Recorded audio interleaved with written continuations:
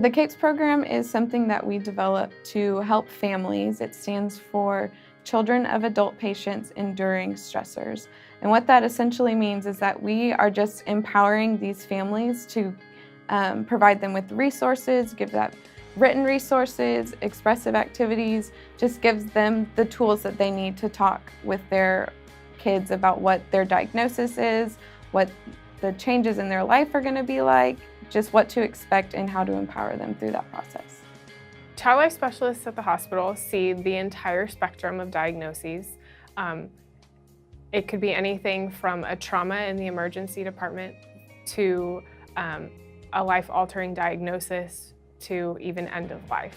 We're there to help support families and their kids through those illnesses.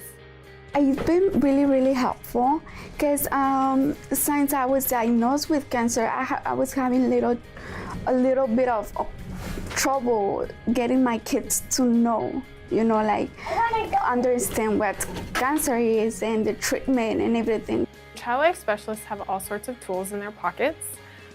These range from expressive activities, which are ways to help children cope with what's going on. So maybe it's a conversation jar that starts the dialogue at a family dinner or meal. We have a Medkin doll that we use, which is basically just a giant doll that we can point physically out to the kids. So if mom or dad is going to have their port placed, we can show them exactly what a port is, where it's going to go, what it looks like, what it feels like. We use Play-Doh, for example, to talk about cancer cells, and we use different color Play-Doh just so the kids get a visual representation of what cancer is.